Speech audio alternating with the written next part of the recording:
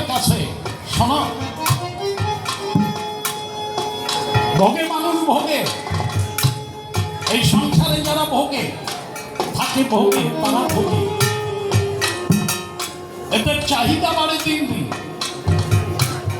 এরা আপন মন্দ ভালো মন্দ কিছুই বোঝে না।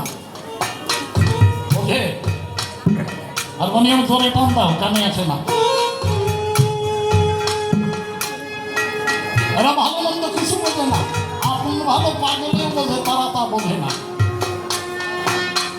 এরা আমার ছেলেকে পেয়ে কোলে নিয়ে ইচ্ছা মতো খাওয়াচ্ছে, খেতে না করে ফেলে দিচ্ছে। পাশে একটা ছেলে ফুটপাতে না খেয়ে পড়িয়াছে, সেদিকে লক্ষ্য না। আমি আর আমাকে নিয়ে জগতে মজিয়ে আসছি এই মানুষ। আমি করি বর্ণনা, এই জন্য এরা জ্ঞান শূন্য একটা জায়গায়। আপন ভাবি কারে? আমার পূর্বপুরুষ, আমার আপন বলে যারা ছিল তারা কোথায় যেন হারিয়ে, কিন্তু তা না। আমার আপনকে আমার দেহের যৌবনটা, আর আমার দাম নেই। যৌবন চলে গেলে আর আমার দাম নেই। যতদিন দেহে যৌবন আছে ততদিন দাম আছে। যেই যৌবন শেষ, ছিন্ন বস্ত্রের মতো আমি ঘরের এক কোণে পড়ে আছি। আমার কোনো দাম নেই সংসার। তাই কবি বললেন কি, আমার আপন মনে যারা ছিল তারা কোথায় গেল? হারিয়ে গেল। আমার আপন মনে যারা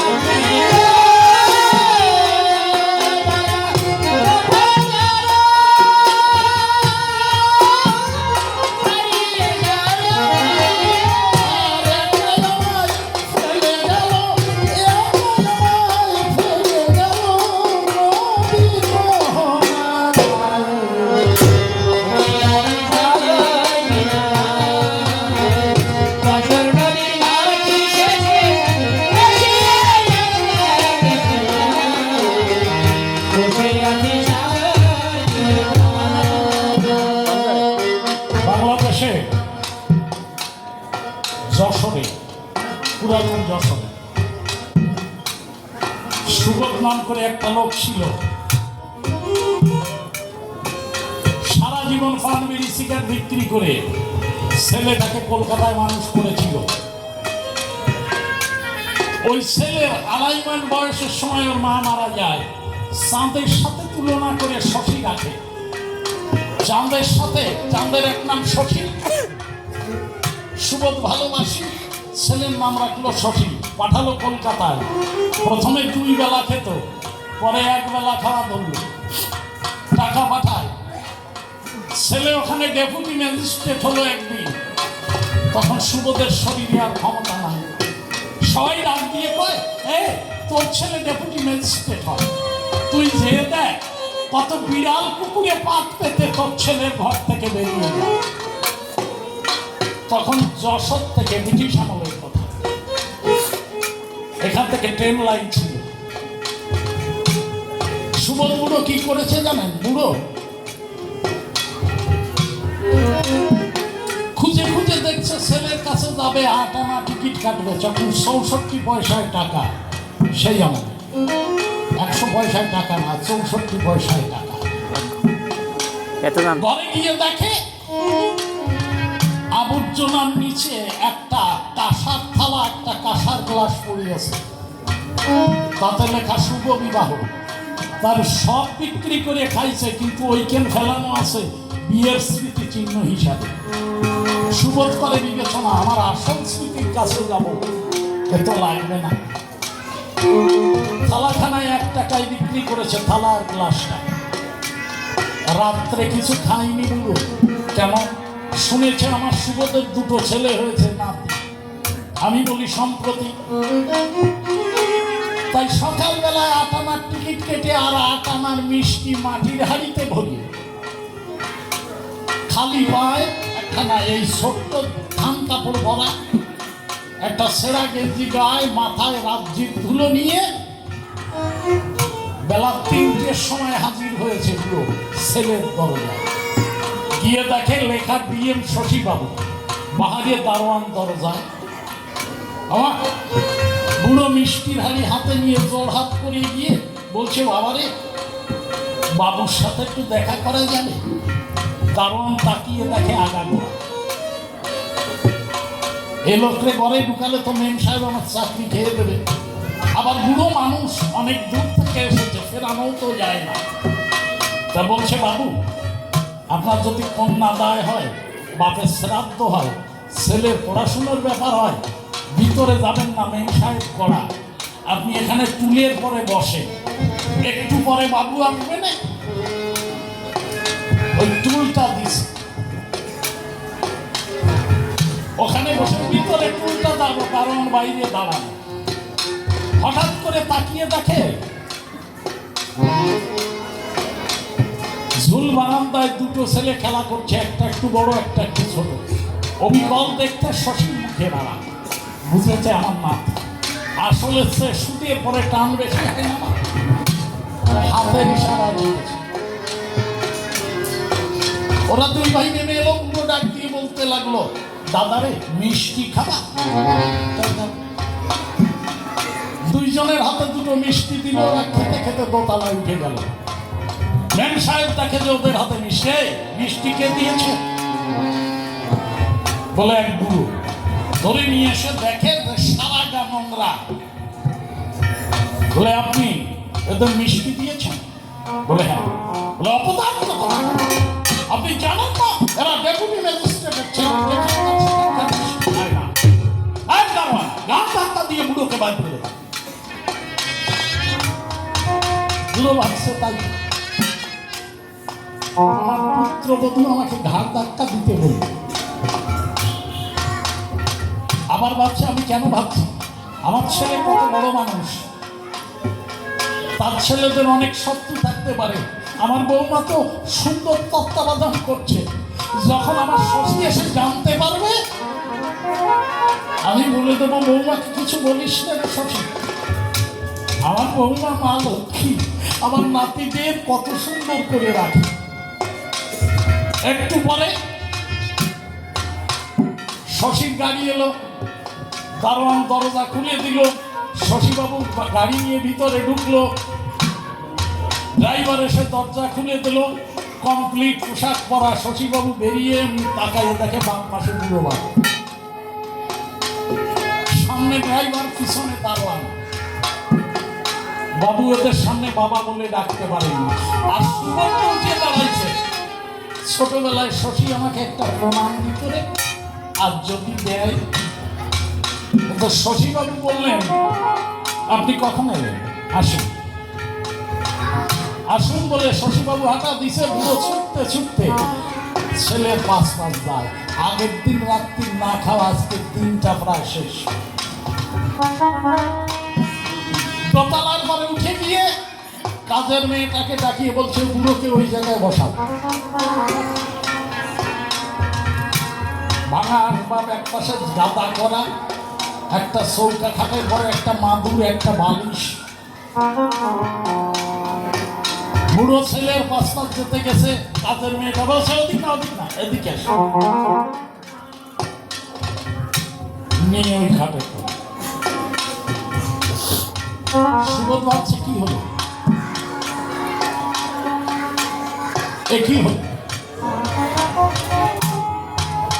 রাত 10টার সময় কাজের মেয়েটা এসে বলছে, বুড়ো তোমার ভাত কি এখানে দেবো? মেম সাহেব জিজ্ঞেস করছে। বুড়োর ক্ষুধার জ্বালা পেটের জ্বালাচ্ছে, বুকে জ্বালাটা বাড়িছে না। সুবোধ বলছে, না মা, আমার তেমন খিদে নেই। আর কেউ জিজ্ঞেস করতে গেল।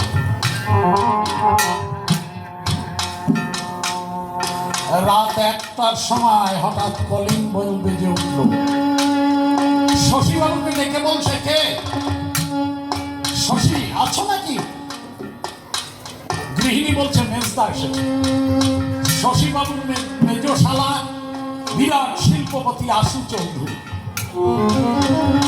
শশী গিয়ে দরজা খুলে দিল, বলে আরে অতিথি নারায়ণ এত রাতে, বলে আমরা 5 স্টার হোটেলে আমাদের মিটিং ছিল তো সেখান থেকে এলাম। বলে খাওয়া দাওয়া, বলে খুব খেলাম। বলে তাই বললে হয়, তাই বললে হয় নাকি?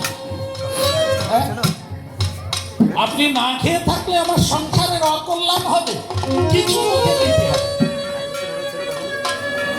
বুড়ো বসে বসে সাজা বাচ্চে, এই যুগে বাবা না খেয়ে থাকলে সন্তানের অমঙ্গল ঘটে না, কিন্তু শালা না খেয়ে থাকলে অমঙ্গল ঘটে। খেয়ে দিয়ে দুজন শুয়েছে, সকালবেলায় উঠে যখন দাঁত ব্রাশ করছে, 2 রাত না খাওয়া বুড়ো, একটা দিন কেটে গেছে। মিষ্টির হাড়িটা হাতে নিয়ে আস্তে আস্তে এসে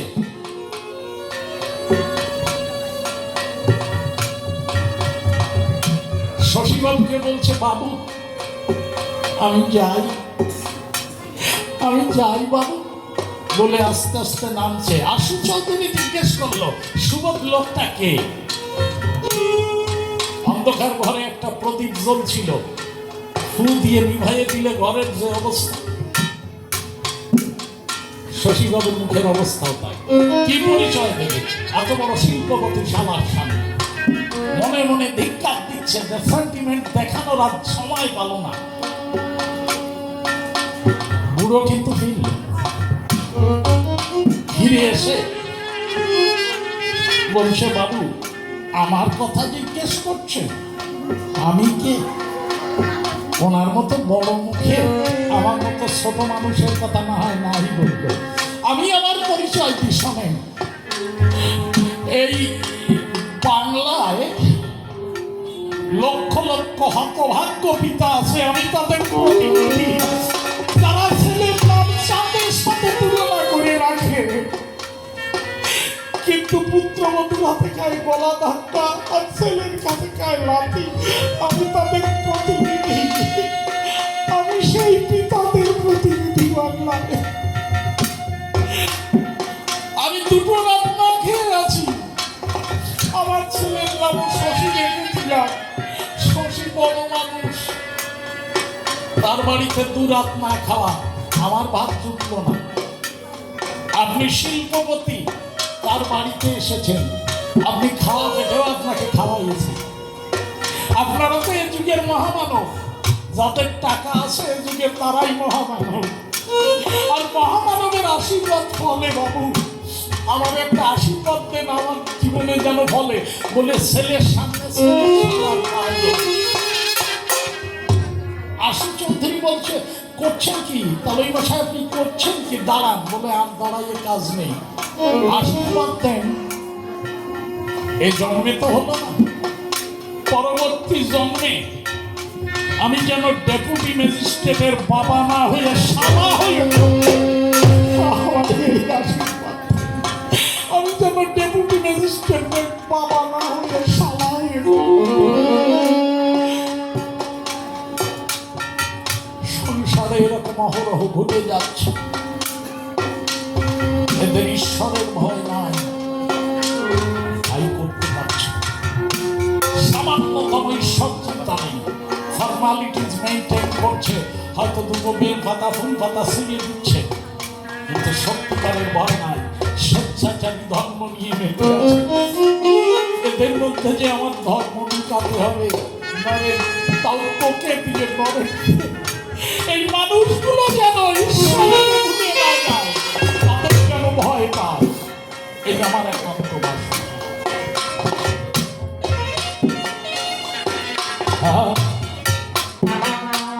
রাসপূর্ণিমার যোগে সেখানে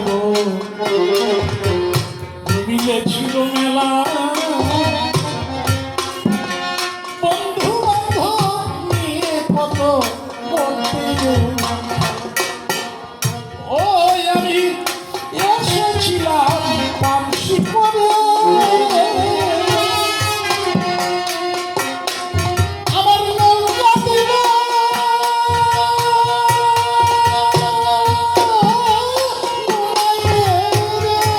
আমি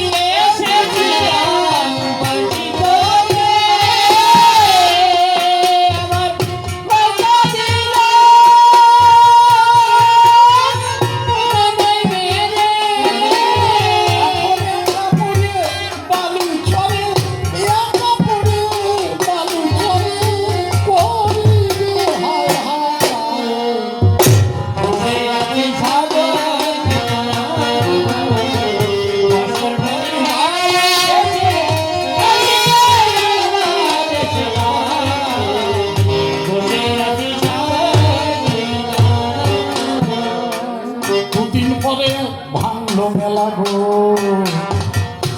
দেখতে পেলাম শেষে সহাল সম্বল ছিল যাদের ফিরে গেল। আর একাই আমি সাথে দেখি সম্মুখে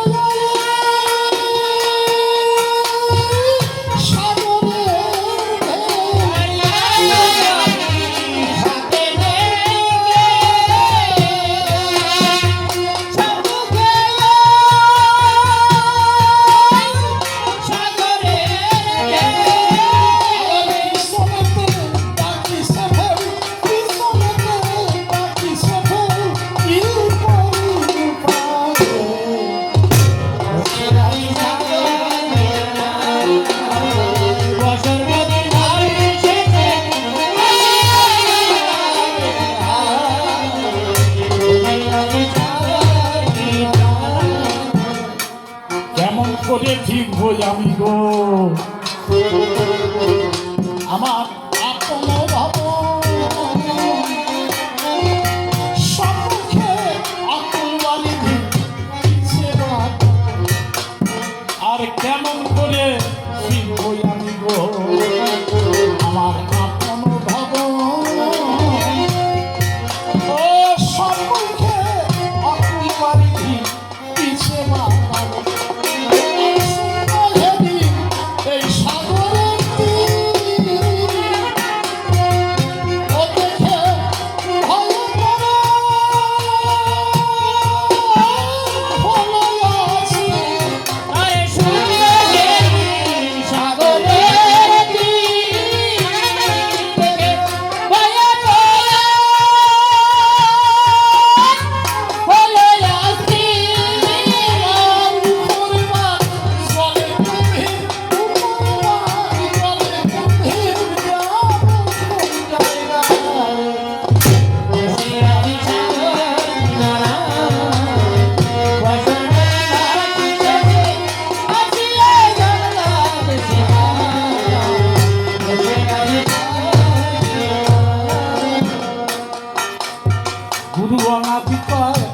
এমন দেশে গো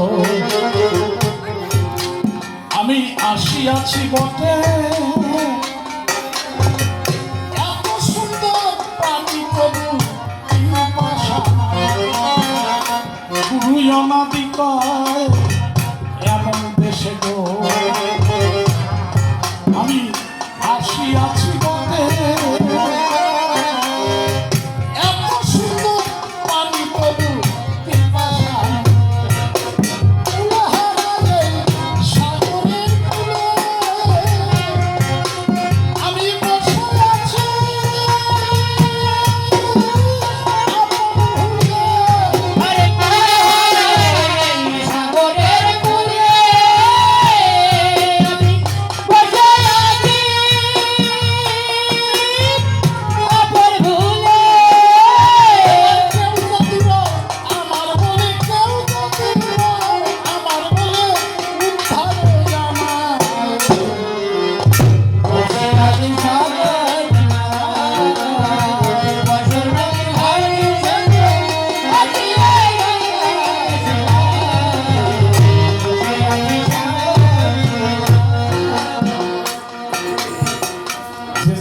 প্রশ্ন আমার